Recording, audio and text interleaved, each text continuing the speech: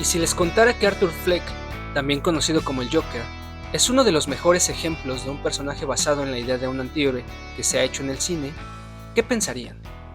¿Qué pensarían aquellos que al escuchar la palabra antihéroe, antes que Arthur Fleck, lo primero que llega a su mente es el nombre de Tony Soprano, de la serie de Los Soprano, o Wade Wilson, el superhéroe bocazas de Marvel, o Lisbeth Salander, de las novelas de Millennium, o hasta uno de los personajes más populares del mundo de las series actuales? Me refiero, por supuesto, a Walter White, de Breaking Bad. Bueno, pues seguro que no estarían muy de acuerdo. Es por eso que en este video les propongo reconsiderar nuestra propia noción de lo que pensamos que es un antihéroe, así como replantearnos la dura crítica que muchos le han hecho a la película del Joker 2, porque quizá deberíamos observar su genialidad a partir de la propuesta que realmente nos hace, describirnos a un hombre del subsuelo, es decir, en palabras del escritor ruso Fyodor Dostoyevsky, a un antihéroe.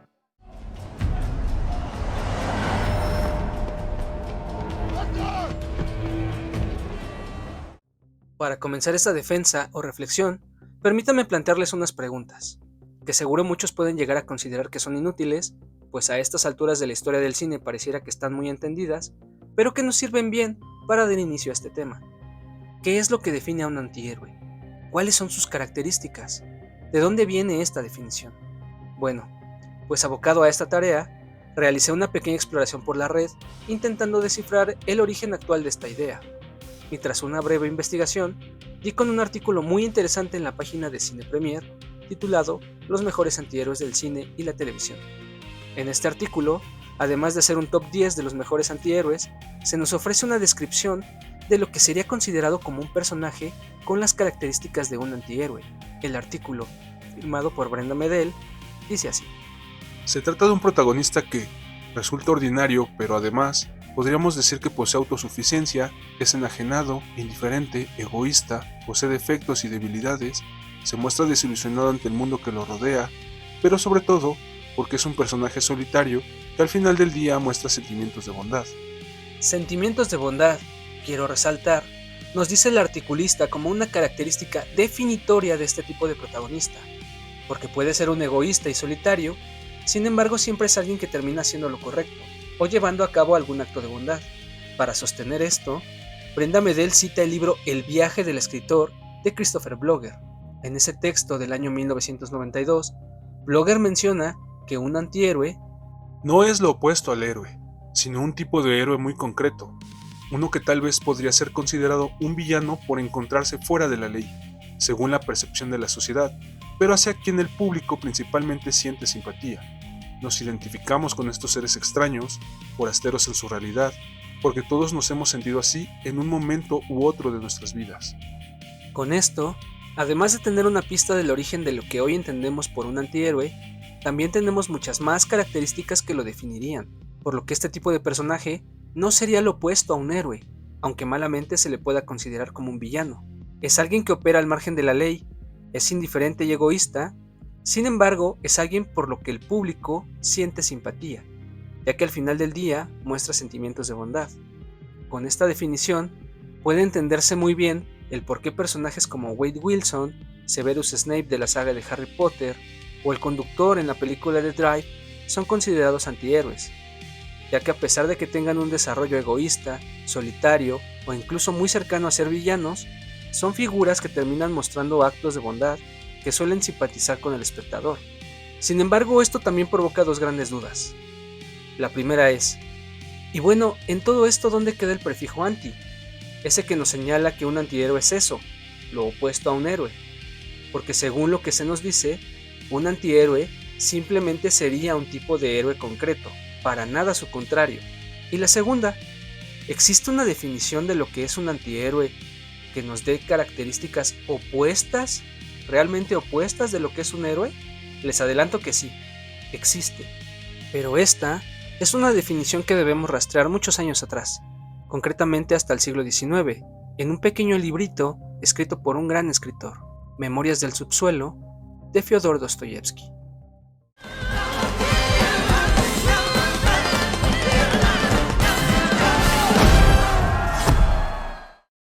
A pesar de no ser uno de sus escritos más famosos, Memorias del subsuelo de Dostoyevsky es una de esas obras que causan una gran impresión desde su primera lectura, llegando incluso a ser un libro poco o nada agradable de leer. Para muchos, es una bofetada en la cara, una patada en el estómago. Entre el ensayo y el cuento, Dostoyevski nos describe a un tipo de hombre que tendrá una vasta descendencia en el siglo XX, llegando hasta el XXI, el hombre del subsuelo. Este tipo de personaje que nos describe el autor es eminentemente una consecuencia inesperada de la modernidad que, si bien ha sido estudiada como el periodo histórico en el que la razón, la ciencia y la lógica reemplazaron gradualmente a la fe y la religión como los marcos principales de interpretación del mundo, es también la etapa en donde se generaron grandes desigualdades sociales en las nuevas ciudades industriales, desigualdades que cuestionaron la idea de progreso y felicidad como fines supremos del ser humano. Es en este mismo periodo en donde surge este tipo de hombre que es un anónimo en medio de la masa, alguien que es un solitario, neurótico, hipócrita y resentido que se encuentra impedido para la acción, alguien que no puede ser ni generoso ni vengativo porque carece de decisión, alguien que se considera a sí mismo un ratón. Este hombre es descrito como un enfermo al que le gusta hacerse daño a sí mismo, que se odia y que reconoce obtener placer cuando comete bajezas, que adora la destrucción y el caos, que ama con fervor el sufrimiento, pero que al final no logra ser ni bueno, ni malo, ni infame ni honrado, ni héroe ni villano, porque es, y se considera así, simple y sencillamente, nada. Con la descripción de este tipo de hombre, Dostoyevski tuvo el gran acierto, por un lado, de revelar aspectos de la psicología humana que no son agradables de ver, pero que están ahí y que una vez descubiertos, no pueden dejar de ser contemplados. Y por el otro, realizar una brillante crítica a la modernidad, a la idea de la racionalidad y civilidad, a través de este hombre que es dueño de una implacable y tormentosa autoconciencia. ¿O es que no le habrá sucedido alguna vez, estimado suscriptor, que en lugar de perseguir su interés o felicidad, eligió lo que le era más perjudicial y desventajoso? Por ejemplo, haber experimentado algún amor que por más que sabía del dolor que le estaba causando, continuó o incluso aún ahora ha continuado aferrado a él,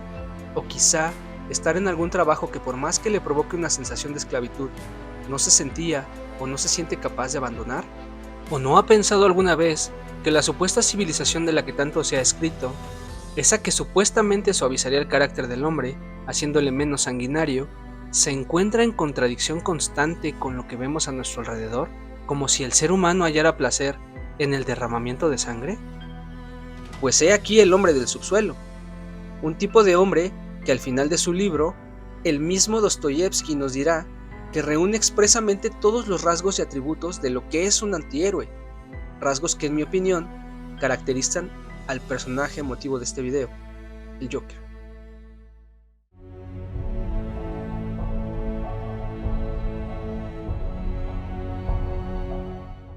El tramo final de la primera película del Joker es memorable e impactante para muchos.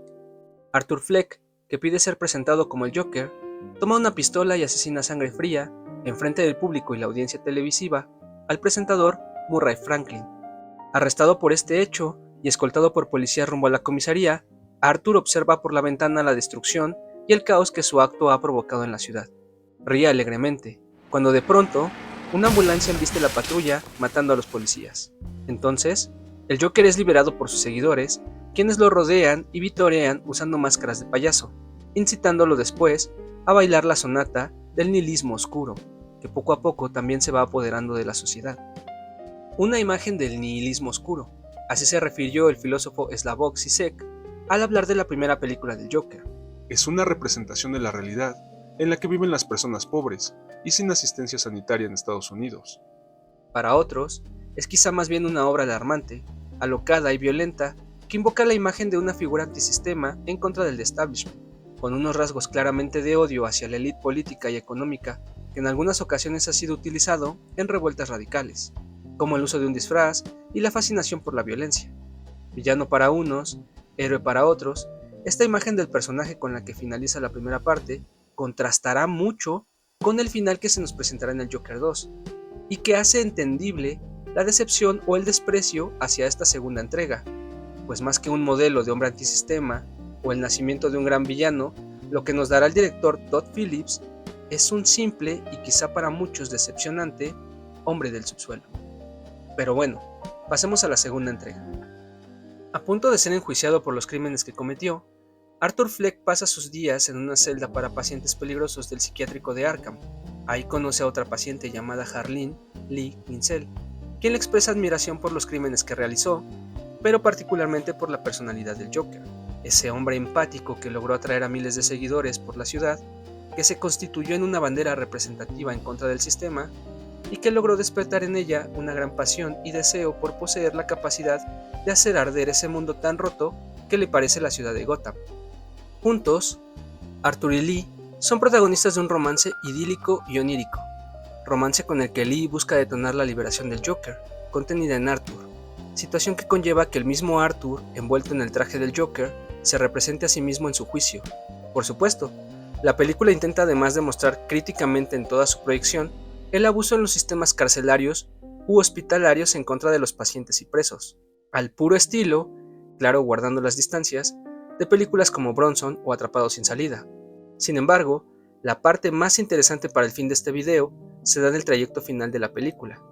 cuando Arthur, después de representarse en el juicio y tras ser testigo de la muerte de su amigo Ricky por un guardia, decide renunciar a su personalidad de Joker, asumiendo la plena responsabilidad de sus crímenes. Renuncia que no solo implicaría abandonar la posibilidad de encarnar a ese hombre carismático y antisistema, egoísta e indiferente, brutal e imponente que podría darle el coraje para reclamar su lugar en el mundo, sino que también apagaría la oportunidad de vivir su anhelo al lado de Harley, ya que, tras su escape del tribunal, derivado de una explosión, le pide desesperadamente a Lee que se vayan muy lejos, respondiéndole ella que no iría a ningún lado, puesto que él había abandonado la fantasía. Lo que al final deriva en que Fleck no logre convertirse en el terrible villano o representante del antisistema que se supondría debía estar destinado a ser, terminando sus días siendo brutalmente asesinado en el hospital psiquiátrico por otro paciente, acabando tal cual y como empezamos, sabiendo de su vida, siendo absolutamente nada. Un punto más que se desvanece en el inmenso horizonte, una historia deslucida como otras tantas, una historia más del subsuelo, sin grandeza, sin una pizca de heroísmo, una que para muchos puede ser simple y sencillamente decepcionante.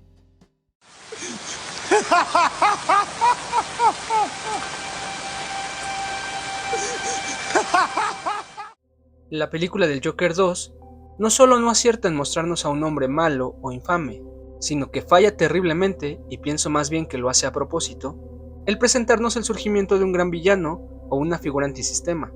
Dada la grandilocuencia de la primera parte, para muchos simplemente esta secuela baja y pequeña sería más bien indeseable, borrable e incluso eliminable. Pero ¿es que era el propósito del director Todd Phillips que la primera entrega del Joker funcionara como un emblema de protesta en contra del establishment por el mundo? ¿O que ennobleciéramos sus acciones? ¿O que le buscáramos un alma o un corazón? ¿O que lo reconociéramos como un estandarte de la contracultura, como ya se ha hecho con otros personajes, como por ejemplo con Travis Bickle de la película de Taxi Drive? No. En mi opinión, el gran propósito de la película del Joker 2 consiste en ofrecernos, durante todo su metraje, una introspección profunda, oscura y dolorosa de una parte de nuestra conducta humana, el hombre del subsuelo. Una mirada que, además, es crítica con nuestro entorno y realidad actual.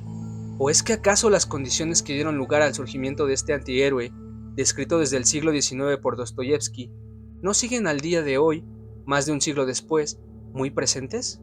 ¿O es que acaso no sigue existiendo una fuerte tendencia a pensar, como en aquellos años, que la razón, la civilidad y la prosperidad, ahora con el uso de la inteligencia artificial y la robótica, lograrán erradicar por completo la guerra, el hambre y el deseo de poder del ser humano? Pensando quizá, de manera ingenua, que la paz entre los hombres tan solo necesita ser decodificada por algún supercomputador y trasladada al mundo mediante algoritmos. Y aún así, si ese día llegara, de entre los cables y los microchips, de entre las pantallas y los ordenadores, de entre los grandes rascacielos y los autos autónomos, de entre los cyborgs y los humanos híbridos, de entre la riqueza y la razón más pura, un tipo de hombre estará siempre presente,